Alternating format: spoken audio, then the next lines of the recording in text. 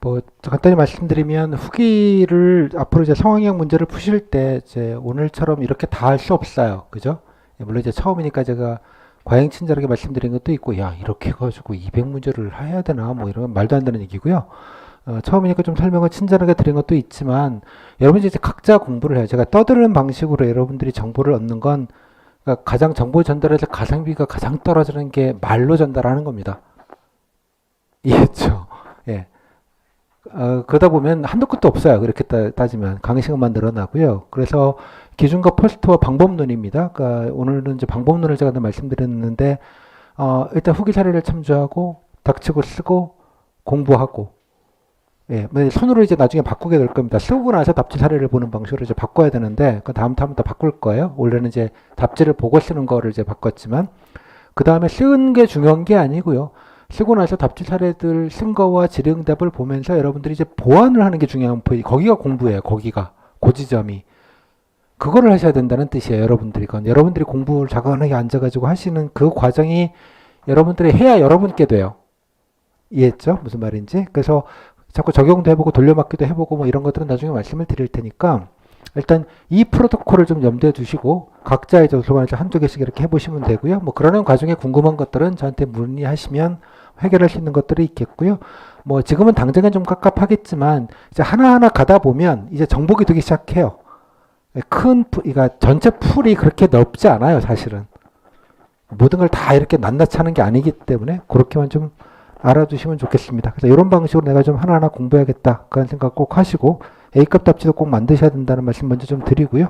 자, 그래서 후기 사례집을 탐독하시면서 뭐 다 공부하실 건 없어요. 필요한 것들 이런 것들 좀 골라내셔서 내 걸로 조금씩 만들어가는 만큼 내게 된다 정도만 좀 말씀을 좀 드리도록 하겠습니다. 자, 후기 검토 겸해서 이제 갔고요. 이제 간단하게 이어서 좀 몇 가지만 정리만 하겠습니다. 사실 뒤에서 좀 설명드릴 거 앞에서 좀 땡겨느라고 앞타임이 좀 시간이 좀 길었는데요. 자, 그래서 검토하시고 빨간 펜 들고 여러분 위에다가 빨간 펜, 파란 펜에서 그 여러분이 빨간 펜, 파란 펜으로 하이라이트하고 한 답지 위에다가 메모한 게 가장 좋은 교과서입니다. 아셨죠? 그래서 이거를 집게 있잖아요. 여기도 제가 갖다 놨는데 다이소에 조그마한 집게 하나 사서 집어 놓으시고요. 그 답지 위에다가 반드시 맨 위에다가 날짜와 시리얼 넘버를 꼭 적어 놓으세요. 날짜와 시리얼 넘버. 이게 나중에 드시면 알겠지만 이것저것 하다 보면요. 막 짬뽕 되고요. 막 스트레스 하는 거, 어디서 굴러다니는 거 막 정신 사나워요. 그래서 날짜와 시리얼 넘버는 상황형 답지의 시리얼 넘버, 1년 넘버들을 매겨서 이게 처음 치셨으면 1번이죠. 1번 동그라미, 2번 동그라미. 그래서 나중에 섞이더라도 내가 내 히스토리를 눈으로 점검하는 게 가장 마지막 정리 중에 최고예요. 제가 볼 땐. 그래서 지금 이 답지를 면접 일주일 전에 꺼내 보시면 부끄러우셔야 되는 거죠. 이해했죠? 그러면 여러분들이 그만큼 델타 값이 생긴 거예요. 그러니까 자기 점검을 하기 위해서는 가장 좋은 교과서라는 말을 제가 늘 드리기 때문에 아셨죠? 요거를 집게 딱 집어가지고 이게 딱 쌓아 놓으시기 바랍니다. 작은 날짜를 적어 주셔서 그 말씀만 먼저 좀 드리겠고요. 자, 이어서 아까 후기 감독은 요거 11, 12, 13, 14, 19번 정도만 제가 고용노동까지는 다 못 봤고요. 뭐 거기도 뭐가 있을 거예요. 필요한 것만 고르시면 되는 거니까 간단하게 좀 말씀을 좀 드렸고요. 아이고. 자, 일단 뭐 요거는 이제 뭐 덤으로 아이고 왜 이러니 얘는 또 왜 얘가 또 나타나고 그러지? 네, 죄송합니다. 자, 후속 질문 앞에서 저희 후기를 보셨으면 조금 아실 텐데, 제가 그냥 모아만 놨습니다. 되게 이제 이런 사이즈의 질문이 나오더라. 상황 요약해볼라. 본인이 쓴 대책에 대해서 뭐 어떤 문제점이나 한계점이 있겠니? 다음에 한쪽이 당연히 이게 메인 질문이죠. 반발하면 어떡할래? 라는 질문입니다. 자, 이 질문은 두 가지죠. 반발을 처음 시작할 때부터 반발을 최소화해야 된다는 것 한 가지. 그러려면 서로 커뮤니케이션이 좀 필요하게 같이 좀 모이고 좀 얘기도 하고 뭐 간담회도 좀 하고 서로 의견도 좀 구하고 또 하나 하면서 일방적으로 1인 여행사만 터주는 게 아니라 기존 여행사도 상응하는 뭔가 좀 제약들이나 이런 거를 좀 완화해 주는 방안. 뭐 세금 깎아준다는 얘기는 냉간함을 하지 마세요. 그건 내 마음대로 되는 일이 아니기 때문에 여튼간에 뭐 그런 얘기. 그다음에 사후적으로 뭐 과정상에서 반발을 할 때는 설득이라는 게 있겠고 설득은 근거를 가지고 얘기해서 이러이러한 근거로 설득하겠다. 뭐 그 정도의 논리 구조인 거예요. 특별한 게 아니기 때문에 여기까지만 좀 말씀드리고 설득 조정. 다음에 이거는 질문지에 있는 질문이에요. 그러니까 뜬금없이 갑자기 전문가들이 반대하면 어떡할래? 라는 이렇게 방향을 잡았는데 만약 전문가들이 반대하면 어떡할래요? 라는 질문들이 질문지 질문에 있어요. 이거는 나중에 지난해 전기세, 다음에 할 전기세에도 이 질문지가 있는 거예요. 제 짐작엔 같은 질문지, 같은 질문들을 복사 붙여넣기 하는 것 같아요. 개념이 똑같이 나오는 걸 보니까 좀 뜬금없이, 맥락 없이 갑자기 훅 들어오는 질문이에요. 전문가들이 반대하면 어떡할래요? 라는 말은 그러면 때려쳐야죠 뭐. 이건 아닐 거잖아요. 그죠? 뭐겠어요? 보완의 의미예요. 보완의 의미. 그죠? 그러니까 전문가들이 반대하는 이유와 근거를 찾아서 그죠? 그 부분이 최소화될 수 있도록 보완하겠다. 이건 뭐 약간 답정너 질문이라고 이해를 해요. 똑같이 전문가가 아니고 상관이 반대하면 내지 조직이 반대하면 부처에서 반대하면 이것도 또 왕왕 있는 질문입니다. 그것도 반대하시니까 뭐 접죠 뭐. 그걸 기대하는 건 아닐 거 아니에요. 아니면 뭐 아몰라 다 만들었는데 뭔 딴소리? 그냥 해. 이것도 아닐 거고 뭐겠어요? 보완하라는 거예요. 뭐가 우려가 되는 지점이고 뭐가 반대하는 건지 그걸 최소한으로 보완해서 다시 제청을 드리겠다. 이런 답변을 기대하는 겁니다. 뭐 단순한 얘기니까 뭐 더 긴 설명이 필요 없을 것 같아요. 다음에 좀 제도를 바꾸려면 어떻게 해야 되느냐? 이 질문도 질문지에 있었던 거예요. 어떤 절차를 거쳐야 되겠냐? 의견 수렴하고 현황 조사하고 의견 수렴하고 전문가하고 공청회하고 안을 만들어서 뭐 국민에도 붙이고 뭐 행정 예고도 하고 뭐 이런 정도의 느낌을 얘기하는 것 같아서 이거는 뭐 그냥 뻔하다고 보고요. 그다음에 이제 요거는 이제 쓴 내용을 가지고 묻는 질문이고 여기서부터는 약간 이제 원론적인 질문들로 들어와서 이제 두 번째 레벨의 질문들이죠.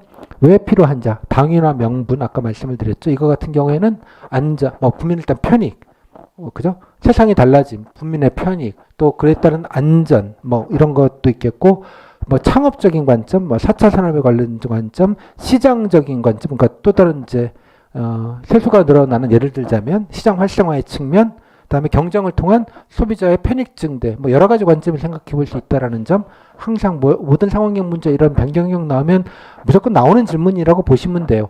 이거는 PT에서는 엔간하면 다 무조건 묻죠. 이런 거에 왜 정부가 나서야 될까요? 라는 왜 질문으로 항상 염두에 두시는 질문입니다. 그다음에 제도를 변경할 때 판단 기준, 이거를 바꿀지 말지, 1인 여행사를 허용할지 말지죠. 이에 대해서 가장 중요한 판단 기준은 뭘까요? 라는 질문입니다. 이것도 거의 비슷한 질문인 것 같아요. 왜? 1인 여행사를 해야 되는 판단 기준, 할 거냐 말 거냐 가장 중요한 기준은 뭐여야 될까요? 할 건지 말 건지를 판단하는 기준, 대원칙은 주인님이시죠? 여러분의 주인님. 누구? 국민들의 편익에 기여하는가 마는가.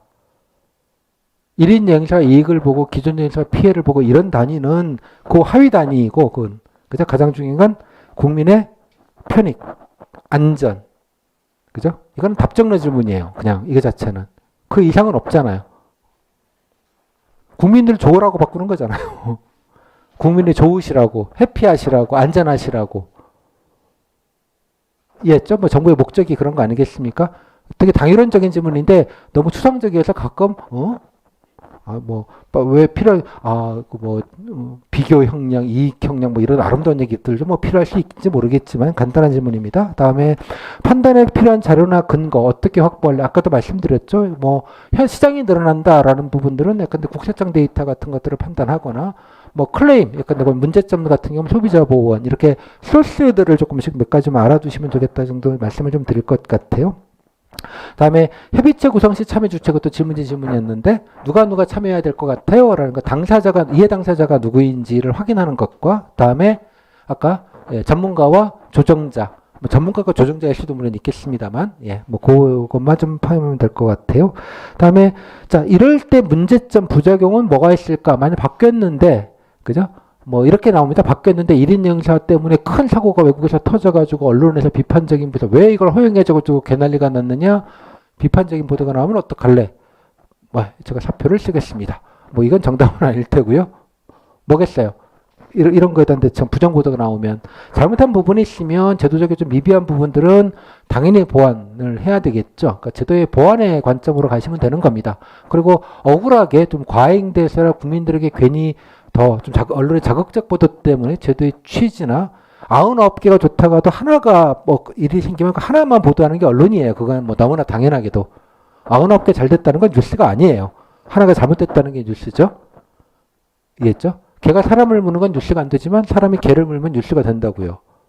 이해했죠? 그러니까 그런 속성 때문에 이 제도의 취지나 이것들 많이 편익들이 국민들에게 제대로 알려지지 않고 부정적인 요인만 되는 건 전체적으로 국민들이 그래서 1인 여행사들을 때려잡으면 다시 국민들의 편익이 줄어드는 일이에요. 그렇죠? 따라서 이러이러한 것들을 균형 있게 잘 설명드리고 홍보하고 알리겠다. 뭐 이 정도인가. 보완하고 최저의 취지와 성과들을 잘 알리겠다 정도의 밸런스를 잡으시면 될 일입니다. 단순한 얘기예요. 아주 앞으로 계속 반복적으로 들으실 질문들입니다. 이런 질문들은. 그러니까 그런 기준만 딱 잡아놓으시면 된다는 얘기입니다. 살은 어떻게 아름답게 붙이시면 되는 거니까 그거는 그 정도 말씀을 좀 드릴게요. 자, 다음. 자, 이제 몇 가지 이제 좀 마무리 정리를 하겠습니다. 이제 정책 툴을 이거 가지고 또 좀 배우셨는데, 구급된 이런 건 안 했는데, 앞에서 다 말씀을 드렸습니다. 자, 규제 완전입니다. 아까 말씀드렸죠? 기존 여행사들이 허들, 그죠? 등록 요건이라는 이름의 허들은, 그죠? 여행사 입장에서는 뭐겠어요? 국민들의 안전을 위한 일종의 방패막, 안전이라고 얘기하지만 자기네들의 진입장벽이기도 해요. 함부로 아무나 못 들어오게 만드는. 1인 여행사 입장에서 보면 지금의 현행 이런 제도들, 진입제도들은 그 자체가 규제가 되는 거예요. 이해했죠? 1인 여행사들은 이거를 규제라고 해서 규제 혁파라고 주장을 할 거고요. 이 건에 대해서. 기존 여행사들은 국민의 안전을 위협하는 행위라고 얘기를 할 거예요. 즉 서로 간의 이해관계가 달라요. 세상이 달라지면 그죠? 이해하셨죠? 그러니까 규제라는 거 아까도 제가 말씀드렸지만 이걸 규제라고 말하는 건 이유가 있다고 제가 말씀을 드렸어요. 규제의 이유는 당연하게 국민의 안전과 재산을 지키는 거예요. 그건 너무나도 당연하게. 그러자고 규제가 있는 겁니다. 그래서 규제는 나쁜 것, 없애져야 될 것, 무조건 줄여야 될 것, 이렇게 이해하시면 안 돼요. 규제가 없다는 말은 정부가 없다는 말과 같은 말이에요. 그죠? 정글이 됐다는 얘기잖아요. 그죠? 뭐 그게 자유시장 경제는 아니니까. 그래서 이 관점들을 잘 좀 하시면 좋겠어요. 무조건 PT가 개인 발표가 됐건 뭐가 됐건 그죠? 항상 제도를 바꾸면 이익과 손해가 보는 사람이 분명히 있기 마련이고 보는 관점에 따라 그게 규제일 수도 있고요. 안전장치일 수도 있는 거예요. 이 부분에 대해서는 그런 균형 감각을 늘 좀 가지시면 좋겠다라는 말씀을 좀 드리는 거예요. 물론 이걸 대부분 규제라고들 많이 하죠. 왜냐 그러면 뭐 기업이나 이렇게 목소리 큰 사람들 입장에서만 자꾸 얘기를 하다 보니 그런 얘기가 나오는데 이해했죠? 근데 주책 전세 뭐 DTI, LTV 이래가지고 리미트를 걸어 놓잖아요. 내가 이런 거죠. 내가 뭐 해서 없는데 말이야. 집이 대출이라도 하나 연끌해가지고 살려고 그러는데 정부가 대출도 금액도 낮춰버렸다. 나쁜 규제라고 하지만 정부는 욕을 먹어도 해야 되는 일이에요. 왜? 나중에 그게 잘못 떠서 터져버리면 다 뒤집어 쓸 거거든요. 예전에 비트코인도 그랬습니다. 그죠? 비트코인도 젊은이들이 그거 해보려고 했더니 뭐 그거 다 알아서 막아서 그럴 기회마저 빼앗는다라는 논리구조. 근데 만약 그게 펑 해가지고 나중에 날려먹으면 그때는 왜 그때 규제를 안 했느냐고 다시 온단 말이에요. 정부는 그래서 일정 부분 욕을 먹어가면서 일을 할 수밖에 없는 구조예요. 애시당초. 뭐 그런 걸 좀 염두에 좀 두시라는 말. 그래서 이런 규제 개혁 내지 규제 혁파 내지 뭐 규제 철폐 이런 거를 공무원 입장에서 보면 다르게 느끼셔야 된다는 얘기예요. 그걸 규제라고 볼 것이냐 안전장치 최소한이라고 볼 것인가. 이해했죠? 예. 무조건 규제학회 이런 얘기는 안 하셨으면 좋겠다는 얘기 한 가지. 그다음에 의견 수렴 절차는 아까 말씀드렸습니다. 뭐 간담회 공청 이런 것들도 별거 아니지만 또 하나 전체적인 의견 수렴할 때는 뭐 설문조사 뭐 이런 아주 흔한 툴도 있다라는 것. 특히 이런 원론적인 할 때는 아까 누가 참여하면 좋겠느냐 이런 얘기 했고요. 또 하나 설문조사 같은 거 할 땐 구체적인 방법론, 홍보도 그냥 홍보, 유튜브, 인스타 이러지 마시고 타겟팅을 어떻게 해서 효과적으로 효율적으로 할 것까지도 한 스텝만 조금 더 들어가서 뭐 그게 실현 가능성이 있건 없건 예시는 좀 들었으면 좋겠다까지 좀 가고요. 다음에 모든 제도를 바꾸면 당연히 위험이 생깁니다. 그죠? 예, 리스크가 생기기 마련이에요. 괜히 허용했다가 난리가 나버리는 경우들이 있을 수 있기 때문에 최소한 안전장치를 만들어서 그래서 정부 정책을 한꺼번에 확 바꾸거나 그럴 수는 없어요. 당연하게. 바꾸더라도 조금씩 단계적으로 도입하거나 확대하거나 혹은 제도적으로 시범적으로 좀 테스트 베드로 시범 실시를 해보거나 이런 것들은 기여하죠. 그러다가 바뀐 게 결정이 되더라도 당장에 하는 게 아니라 행정 예고 예를 들자면 거쳐서 충분하게 의견을 수렴하는 절차를 기본적으로 가져야 되죠. 의무적으로 문제가 있는지 그 다음에 공표가 되고 공표가 될 때 사안에 따라서는 예고 기간을 두고 공표는 올려야 하지만 1년 뒤에 여러 가지 혼란이나 적응기를 감안해서 1년 뒤에 공표를 시행일자는 공표일자 시행일자는 한 1년 정도 텀을 둔다든가 다양한 방법들이 존재합니다. 그런 것들 행정학 배우신 분들은 익숙하실 것 같아요. 이공계분들은 뭐 이런 것들을 잘 모르시겠지만 그러니까 정해놓고 유예 기간도 들 수 있고 예고, 행정 예고, 유예 뭐 등등등 다양한 여러 가지 단계별로 하는 절차적인 단계도 있다는 뜻이에요. 그다음에 그걸 시행할 때도 마찬가지로 도입할 때도 단계적으로 하는 게 있다는 얘기인데 아까도 말씀드렸지만 1인 여행사 안전한 애들을 한다고 했을 때 그러면 단계적으로 허용이라고 하지만 안 되고 그 단계 안에서도 예를 들면 단계적 허용 괄호 열고 그죠? 경영이 몇 년 이상 매출은 얼마 이상 되는 우수 1인 여행사부터 도입 1차 도입, 단계적 도입 이런 식의 워딩이 필요하다는 얘기예요. 이걸 쓰고 안 쓰고의 차이가 하늘과 땅 차이라고 이해를 하시면 돼요.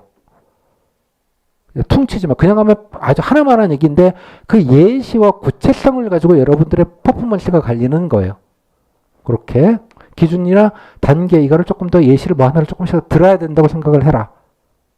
여기까지.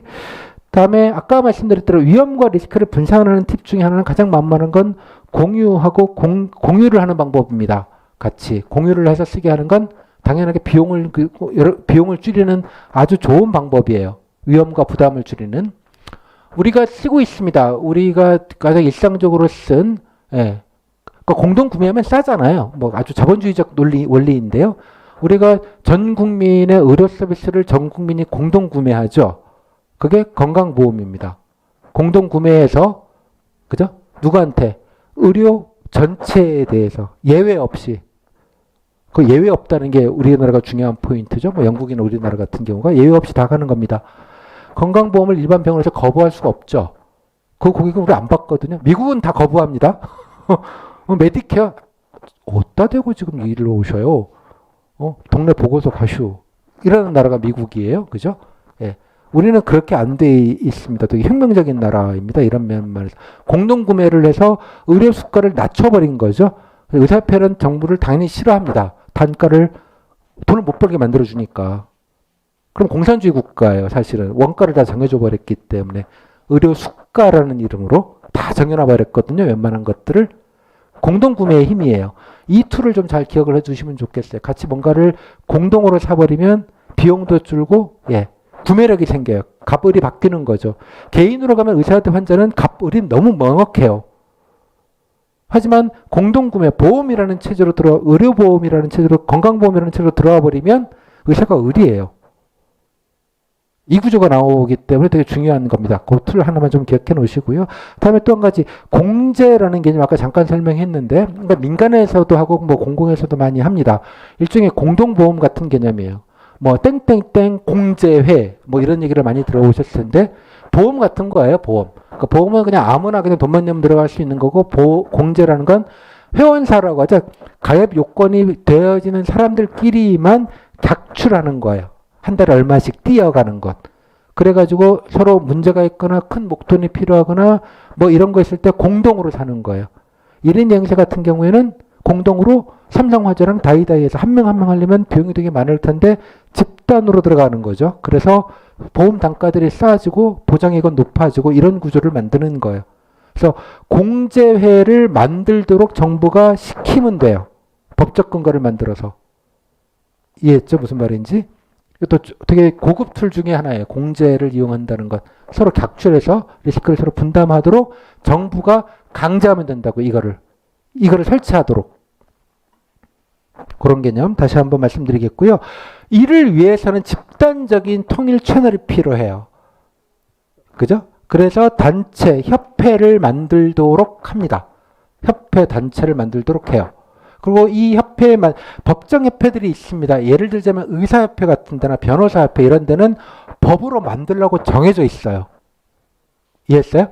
이익단체가 아니고요. 법정단체예요. 이익단체이긴 하지만 법으로 정해주고, 법으로 정해줬다는 말은 지원금도 다 줍니다. 사무실 운영비 뭐 이런 인건비를 다 정부 예산으로 줘요. 이유는 의사협회님들 약간 1인 협회라도 만약 공동으로 협회가 되면 정부에서 운영 지원비를 줍니다. 이유는 1인 영사들이 이뻐서가 아니라 뭐겠어요? 관리를 하겠다는 거예요. 이걸 해야만 세금을 드릴만 하다는 거잖아요. 이유는 뭐겠어요? 아까 말씀드린 대로 효율적으로 정책이 집행될 수 있고요. 또 뭐겠어요? 자체적으로 자기들끼리 품질을 컨트롤할 수 있어요. 그렇기 때문에 협회를 만들게 하는 겁니다. 개념이. 세상에 무슨 협회가 이렇게 많냐? 그래야지 정부가 효과적으로 정책을 집행할 수 있고 전달 체계를 만들 수 있는 거예요. 그러니까 중요한 전달 체계라고 보시면 될 것 같아요. 그렇기 때문에 그거를 선양하기 위해서 법적으로 지원금 등등이 나와 있습니다.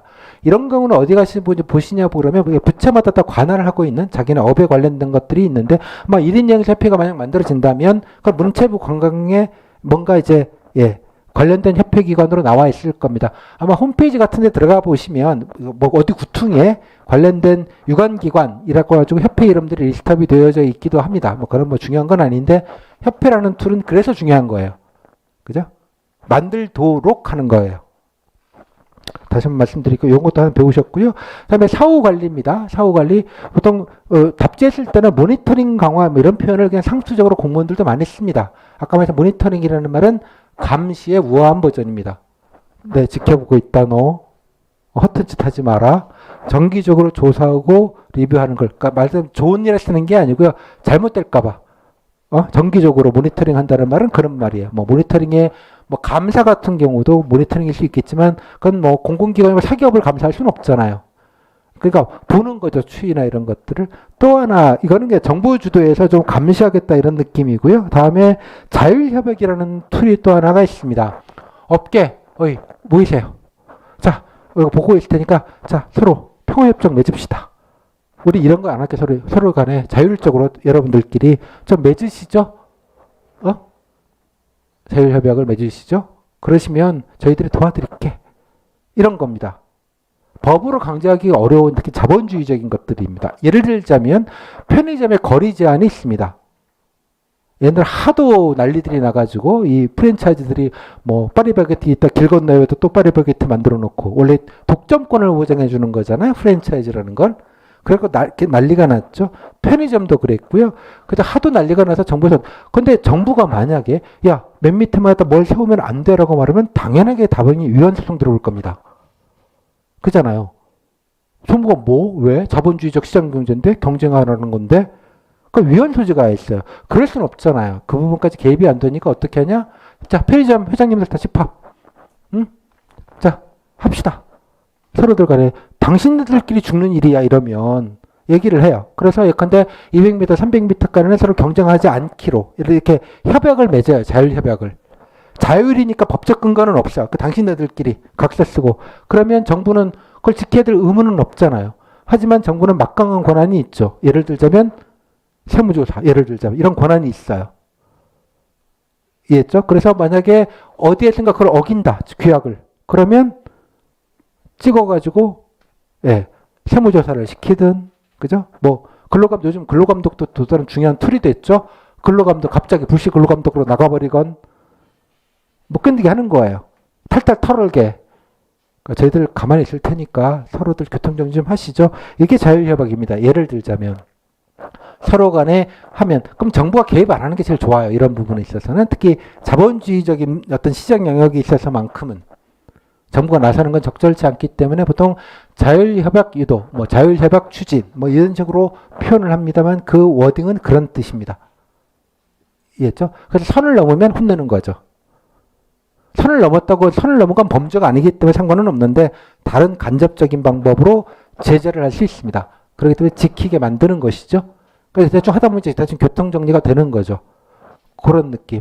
그래서 이거를 할 때 가장 중요한 정보가 갖고 있는 툴들은 예전에 가장 강력한 툴은 전화였습니다. 전화. 청와대에서 전화를 하면 되죠. 전임 정부만 해도 그냥 전화해가지고 왜 그러십니까? 뭐 이런 것도 있고요. 뭐 이런 게 많았는데 지금은 시스템으로 해야 되는 거니까 그러면 안 되고요. 가장 좋은 건 근데 세무조사, 그다음에 근로감독, 뭐 이런 것들이 가장 뭐 특별한 그런 것이죠. 예. 자, 그런 툴 정도만 좀 기억을 좀 하시면 좋겠어요. 이만 해도 여러분들이 되게 많은 걸 배우셨어요. 어떤 시스템으로 제도가 바뀔 때 어떤 식으로 진행을 하고 어떤 것들을 방부하며 어떤 절차를 거치며 또 사후에는 어떻게 관리를 하는지 이게 일종의 모델 같은 거예요. 이 기준으로 가지고 나중에 정책 바뀌는 걸 보시면 이제 많은 것들이 이제 물론 이제 사안이 다르면 케이스가 다르고 어프로치 방법은 다 다르게 마련입니다만 큰 줄거리와 대강은 그렇습니다. 근데 상황형은 모델이기 때문에 큰 줄거리와 대강이 중요하지 아주 디테일로 들어가는 건 아니거든요. 물론 본인이 예시는 구체적으로 생각을 하나 평가 단위를 그렇게 구체적인 것까지 아는지 보겠어 이건 아니거든요. 구체적인 방법론까지 알면 좋은 거예요. 이해했죠? 그것까지 뭐 하는 건 아니기 때문에 하시면 될 거고 물론 이제 PT는 조금 더 구체적으로 들어오기는 합니다만 이 정도만 아셔도 많이 아시지 않을까라는 생각이 좀 듭니다. 자, 이제 원래는 시간적으로 A급 답지를 10분을 들여고 한번 써보라고 말씀을 드리고 싶었는데요. 지금 시간 관계상 이거는 좀 생략을 하겠습니다. 그래서 과제로 좀 드릴 터이니 꼭은 아니지만 A급 답지라는 건 제가 말씀드린 지금 발언강의법 쓰신 게 A급 답지잖아요. 아까 후기도 좀 검토하시고 쭉 하셔서 그죠? 내가 쓸 수 있는 최적의 답안들을 구상을 하세요. 그죠? 그 다음에 다 치우시고 그 다음에 물론 시간은 리미트 10분을 잡고요. A급을 새로 한번 써보는 거예요. 다 공부하던 데를 다 흐트러뜨려가지고. 이걸 꼭 한번 하셔야 돼요. 제 생각에는 A급 답지 쓰는 건 매번 다 그럴 필요는 없고요. 그냥 빨간 펜 위에 한 것만 되는데 초장이 한 대여섯 한 10개나 5개나 한 10개 정도까지는 한 5개까지만이라도 한번 A급 답지 적어도 내 기본 실습하는 정도의 문제만이라도 답지도 보고 후기도 보고 하여간 다 제사 설명도 듣고 나서 종합적으로 해서 최적화를 시간 내에 해보시라고. 제가 말씀드렸죠. 모든 걸 다 적을 수 없다고. 시간도 없고. 어차피 그걸 골라가지고 엑기스만 적어놔야 되는 거예요. 그리고 어떤 부분은 질문하면 답해야지 하고 좀 넘겨야 되는 부분도 있을 거예요. 어떤 건 관례를 간단하게 예시만 해서 밀도를 높이는 방법도 있겠고 작법은 되게 다르거든요. 물론 이제 A급 답지를 만드실 때 꼭 10분 내에 그렇게 하셔도 되지만 제가 양식지 드렸잖아요. 타이핑 하시는 것도 괜찮아요. 이렇게도 만들어보고 저렇게도 만들어보고 처음엔 워드로 그건 시간 개념 없이 뭐가 됐건 간에 A급으로 해서 이 정도 쓰면 내가 이런 질문을 받고 같이 할 수 있겠구나. 그러니까 구성, 내용, 대체 또 이어지는 후속 질문까지 염두에 둬서 뭔가 종합적으로 딱 이렇게 본인 스스로 최적화시키는 것까지는 마무리를 꼭 짓고 나오시면 좋겠어요. 꼭 그 시간은 꼭 필요하다고 생각해요. 마무리 정리하는 시간을. 이해하셨죠? 이게 한번 딱 하면 이렇게 앞에 시간이 조금 이건 걸리죠. 당연히. 상당히 많이 걸릴 거예요. 걸리는데 뒤로 가면 갈수록 A급도 굳이 안 만들어도 빨간 펜 몇 개로 해결이 되고요. 조금 지나면 다 그게 그거네. 돌고 도네를 알게 돼요. 한 10개만 하면. 말 그대로 돌려막기가 된다고요. 이제 슬슬. 그러니까 좋은 거예요. 자, 그래서 다시 좀 정리하자면 여기서는 이제 테스트 배도로 했고요. 첫 번째. 처음에는 후기를 보시고 좋은 양질의 문제, 양질의 문제는 제가 고르는 건 워크북에 고른 문제는 대표성 있는 문제를 고르는 거 하도 많아가지고 뭐 알아서 하긴 그래서 예시로 몇 개 좀 그나마 좀 퀄이 좀 있는 문제, 대표성 있는 문제, 다양성을 고려해서 유형별로 분류했으니 그 문제를 기준으로 좀 하셨으면 좋겠어요.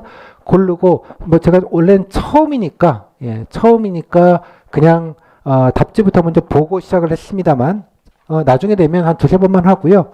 두 번째 다음부터는 일단 먼저 쓰고 답지를 보고 상관이 없어요.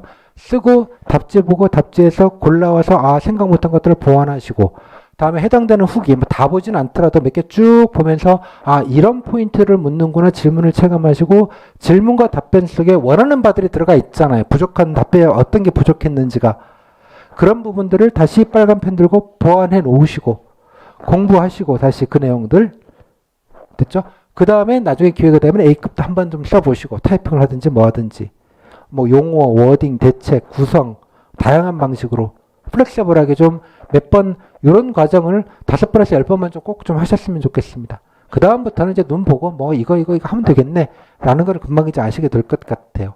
오케이? 그렇게 해서 시간을 되게 압축하는 겁니다. 그 다음에 기출 문제 같은 경우에 만약에 푸는데 아 이거는 이런 거 묻겠구나라는 걸 알게 되는데요. 나중에 그런 문제가 있으면 저한테 또르르 물어보시기보단 그죠? 그냥 해당되는 후기 가서 보면 되잖아요. 답지 뭐 다는 아니지만 복원된 문제가 있겠다. 다음에 제대로 된 답지가 있겠다. 질의응답 한두 명도 여러 명이 있겠다. 후기 이렇게 몇 개 비교하다 보면 아 이게 다 공통점은 다 이렇게 묻는구나. 좋은 답변, 뻔한 답변들이 뭐 구분이 되지 않겠어요? 이제 슬슬. 그럼 좋은 답변이면 아 이렇게 하면 좋겠다. 그 워딩들 몇 개 메모해 놓고 이렇게 해보고. 그래서 자기 안에 조곤조곤 쌓아가시면 돼요. 예죠? 물론 리믹들은 어렵지만 적어도 중상급 이상 올리는 데는 한 10개면 충분하다고 봐요. 이렇게 하시면. 단 초장에는 시간이 꽤 많이 걸려요. 그러니까 그거를 감안하셔야 되는 거죠. 제가 그 시간을 좀 초장에 너무 빨리 당기는 방법은 제가 말씀드리는 방법이 유일한 것 같아요. 답지 보고 후기 보고 베끼고 여러분들이 가지고 오는 것. 다시 말하지만 제가 강사로서 말을 해서 전달할 수 있는 정보값은 정보의 양은 여러분들이 글로 보는 단위 시간의 정보랑 10배 이상 차이가 납니다. 그러니까 제 강의를 듣는 게 가장 가성비가 떨어지는 일이에요. 그러니까 방법만 아시면 되는 거예요. 됐죠? 물론 이제 그 다음에 필요한 것들이 있으면 이제 물어보시면 그때 이제 정책 얘기만 따박따박 하시고 공부할 것만 말씀드리면 된다 정도로 정리를 하겠습니다. 그래서 A급 답지는 한 5개 정도는 한번 이렇게도 만들어보고 저렇게도 만들어보고 뭐 워드 같은 거라도 좋습니다. 만들어서 좀 갖고 계시고요. 이해하셨죠? 그러니까 제가 체험해보지 않으면 내게 안 돼요. 여기는. 그게 무엇이 됐건 간에. 눈으로 한번 쓱 본 건 내게 아니에요. 다. 내가 써보고 해봐야지 내게 되는 거예요. 그리고 또 미리 말씀드리지만 이걸 가지고 스터디를 하실 때 제가 나중에 모의 문제는 아까 질문지를 제가 드리긴 했지만 이 질문지를 질문편까지 얹어서 모의 문제 테스트지로 드릴 거예요. 그럼 스터디를 만약 하시는 분이시면 하시고 이중으로 하지 마시고요. 이거 가지고 이것만 하시면 되잖아 서로. 또 답지 가지고 서로 강평 서로 해주시고 그러면 스터디를 이중으로 하지 않고 되게 효과적으로 할 수 있다고 보는 입장이에요. 이해했죠? 무슨 말인지? 그래서 이거를 스터디에서 직접 말로 해보시고 예를 할 거니까 어차피 말은 연습이 필요하거든요. 기본적으로. 스터디에서 하시고 이러시면 뭐 이중으로 실습이랑 스터디랑 이중으로 돌아가지 않고 되게 여러분 흡수력이 되게 빨리 흡수가 되지 않을까라고 생각이 좀 들어요. 오케이? 그래서 한 10개 정도만 고생을 좀 같이 뭐 기초 실습 때 뭐 10개까지는 못하긴 할 텐데 최대한 좀 많이 할 테니까 그거만 장악하고 나시면 뭐 그다음부터는 뭐 예. 시간 대비 골라가면서 그냥 쌓았기만 하면 되는 거니까 빨리 기본기만 빨리 채우자. 그 정도 느낌. 쓰는 것만 아니라 얘가 중요하다. 얘는 연습이 필요하다. 스터디에서 하시라. 이렇게 한 팩입니다. 그래서 후기 사례집 이용하시는 거랑 쓴 거랑 예, 스터디로 하고 그거에 대해서 또 각자 좀 평가해서 체크리스트를 만들고 그 평가지도 받으면 버리지 마시고 쌓아놓으세요. 점점점. 하나는 별거 아니지만 쌓이면 별거가 돼요. 여러분. 히스토리를 알게 되니까 내가 이런 질문 보면 쥐약이구나 이런 걸 계량적으로 알 수 있어요. 다른 사람의 평가를 통해서. 객관화를 시킬 수 있다고요. 저랑 코칭에서 모임에서 한번 얼굴 한번 봐서 면접을 갑자기 잘 보게 되시면 제가 100번이라도 보여드리겠는데 여기는 그런 세계는 아니에요. 내가 준비하는 거니까. 알았죠? 무슨 말인지? 면접 준비는 고독한 겁니다. 내가 준비하는 거예요. 끝. 아셨죠? 이 방법론이 가장 가성비가 좋은 방법론이기 때문에 여기까지로 말씀을 좀 드리도록 하겠습니다. 오케이? 그 다음에 이제 되신 다음에 그 다음에 좀 막히는 부분은 저한테 물으시거나 같이 뭐 풀거나 이러면 되는 거예요. 하나하나를 가지고 한 문제 가지고 한 시간씩 할 이유가 없어요. 그러니까 점점.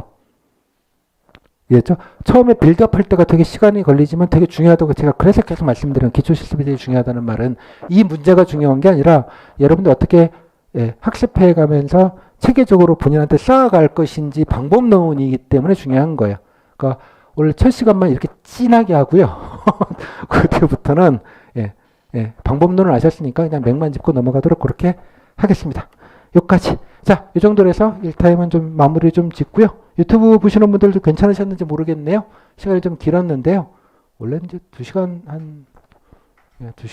반 정도면 끝났는데 앞에 좀 정책 설명을 좀 많이 하다 보니까 시간이 조금 길었습니다. 예전보다 한 40, 50분 정도 좀 길어졌는데요. 이 정도 좀 도움이 되셨는지 모르겠습니다. 자, 일단 여기까지 마무리 좀 짓도록 하겠습니다.